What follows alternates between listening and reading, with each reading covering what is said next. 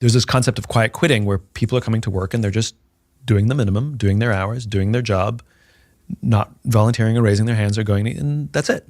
And it raises the question, is that bad? You know? And I'm a great believer that it's all about expectation management, you know? Like I get asked about Amazon a lot. Like, do I disagree with how Amazon is run? And my answer is always the same, which is they never lied. They didn't tell you it's a magical place to work where it's all kumbaya and we all we all hang out with unicorns every day. It's really amazing. They're very open about it, that it's very, very aggressive and very rough and very competitive. And even the people who love it only last 2 years because they burn out. And so because they don't lie, you know what you're going to get if you go work there. And if you like that kind of culture, then go work there. If you don't like that kind of culture, then don't work there. But don't take the job and then say, I didn't know, because you did.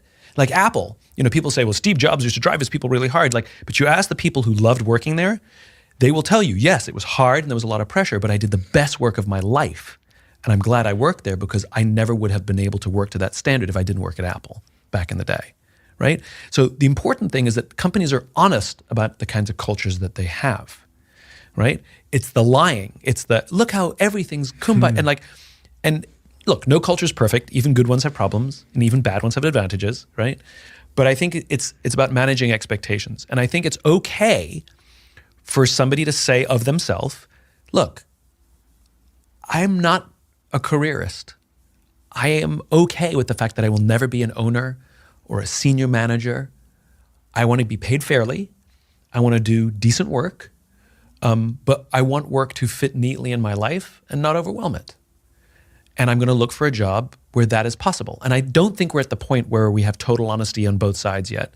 I hope we can get to the point, because there's still stigma, because the older generations like you and me are looking at, if somebody were to say to us, I only want to work 40 hours, I'm willing to push my boundaries occasionally, but really this is just to, we would be like, well, you're not working here. So, so it hasn't normalized yet. Yeah. But I think it's just a question of being honest with oneself. And you're allowed to change your mind as well. Like, I've decided I do want to be a little harder driving, and I do have more ambition than I thought, or less. But I think it's just about honesty. And this point of view is as true in personal relationships as it is in our professional relationships.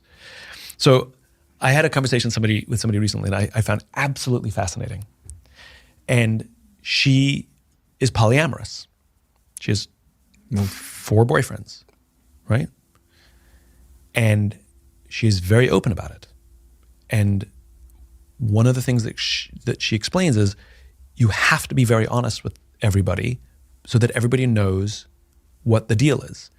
I think what a lot of people do is they're dating somebody, it's new, it's casual, and they're dating somebody else that's new and casual, but they don't tell them about each other. So they both think that they're more special than they are, or they both are driving towards something that may or may not be true because, you're dating 2 or 3 people and you're going to wait and see which one works out.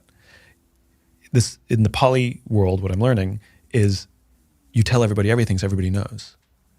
And it's very open and honest, and everybody knows where they stand. You can say, I'm not into this, I want to be the sole, or I'm okay with this. And maybe something will develop, maybe it won't. But the point is it's on the table. And I admire the level of communication. What I'm hoping is that we do the same thing in our professional lives. So you sort of have poly work, if you will. I have 2 full-time jobs. I have 3 things going, or I only want this kind of relationship. And it works if both parties are really open and honest, because it's all about managing expectations. Hold on, I thought that you were going to give me all of your attention and all of your effort and all of your ambition, and you're telling me you only want to you want to treat my job as a casual job? Like, just replace relationship with job. All the same rules seem to apply. But if I knew that, I would be fine with that. I would have given you a different job and had different expectations and wouldn't have pushed you really hard. I would have given that work to someone else. Because I'm assuming you want to live your career like I live my career. Like I assume that I'm getting into this relationship and you're getting into it for the same reasons as me because we never had a conversation. We are nowhere near that in terms of social acceptance for that kind of conversation.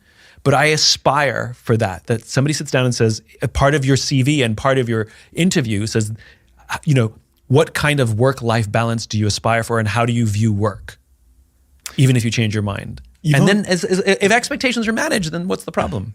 You've answered one of the actual number one questions I wanted to ask you about today, because when I read your book, The Infinite Game, one of the big things it changed in my life was, I remember I was on a plane, I read the book, started writing some stuff, came back to our office in the UK, and I did a big presentation to all my teams about how we create a sustainable company.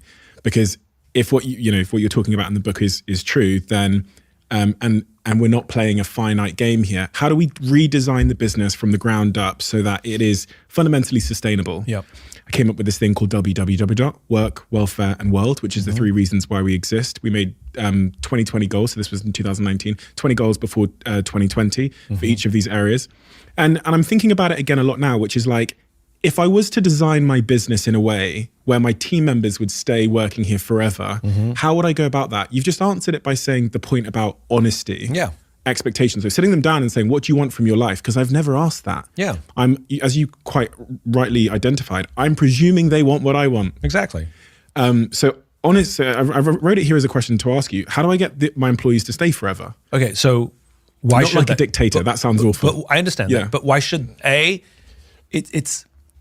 you want to create a place in which if people want to stay, it'll be an enjoyable place that they can make a career and grow within the organization, right?